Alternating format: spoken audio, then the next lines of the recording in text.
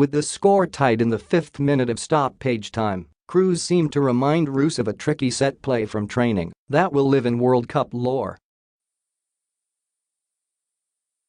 Down to 10 men after Jerome Boateng was given a second yellow card, Germany rallied for a 2-1 victory over Sweden on Saturday to suddenly revive its title defense thanks to a strike from Kroos that caught the Swedes by surprise and won't soon be forgotten in Germany. "The fact Toni Kroos put it away is just incredible," Reus said. "He's shown that talent on previous occasions, but really in this case it was practically the very last opportunity to win this match." Kroos lined up for a free kick as if he was going for goal, but just tapped the ball to Reus, who held it with his toe as the defenders paused. Kroos swung his right foot, curling the ball past a spinning Sebastian Larsson and over the outstretched hand of diving goalkeeper Robin Olsen. The Swedes watched the ball go in, mouths open in disbelief. The Germans ran to Kroos and erupted in emotional relief. "Happy, of course. It was a tough game again today for us," Kroos said. "We suffered. If you don't score an early goal and we have the chances, then it's going to be difficult until the end. It was, but now of course we're happy, because I think we also deserved the victory." Coming off an opening loss to Mexico, Germany fell behind again when Kroos' early mistake led to Ola Toivonen's goal in the 32nd minute. Reus equalized in the 48th. A point for a draw would have been enough to stay alive for the knockout stage, but the Germans would have needed help on the final day. Now Germany has some control of what happens. Mexico leads Group F with 6 points, and Germany and Sweden both have 3. Mexico faces Sweden and Germany takes on winless South Korea in the final group matches. Of course, this was a thriller, full of emotions and a rollercoaster ride right up until the final whistle, Germany coach Joachim Löw said.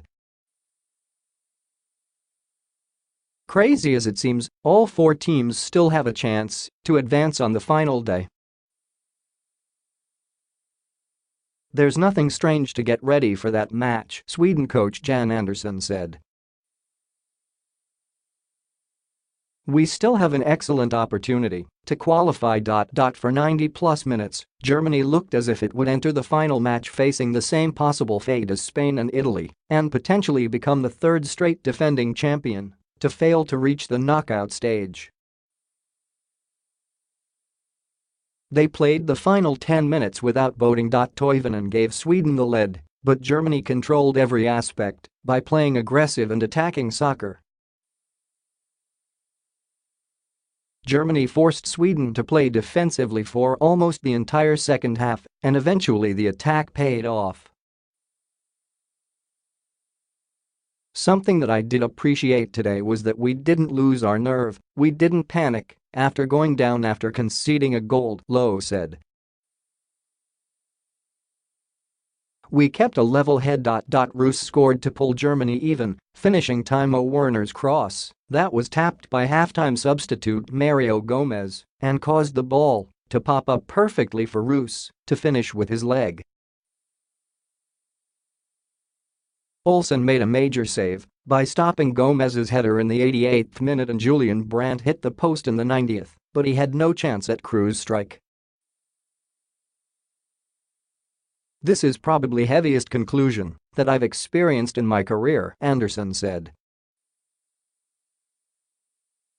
After the whistle, Sweden's bench took issue with the way some Germany staff members celebrated after the final whistle.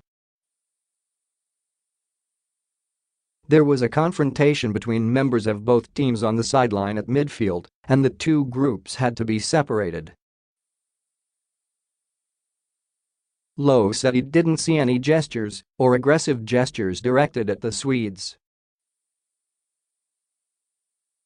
Andersson said he was annoyed by what he saw from the German celebration.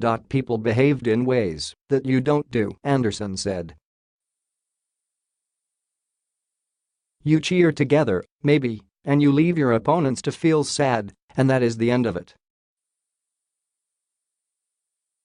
No Ozil. Germany coach Joachim Löw showed he wasn't willing to stay with the status quo, making 4 changes to his starting lineup. One was due to necessity after central defender Mats Hummels injured his neck in training on Thursday. The surprise was Löw dropping Mesut Ozil from the starting lineup in favor of Reus. It was the first time Ozil was dropped from the lineup in a major international championship in his senior career. He started every game at the 2010 World Cup and was one of the stars of Germany's winning squad in Brazil 4 years ago.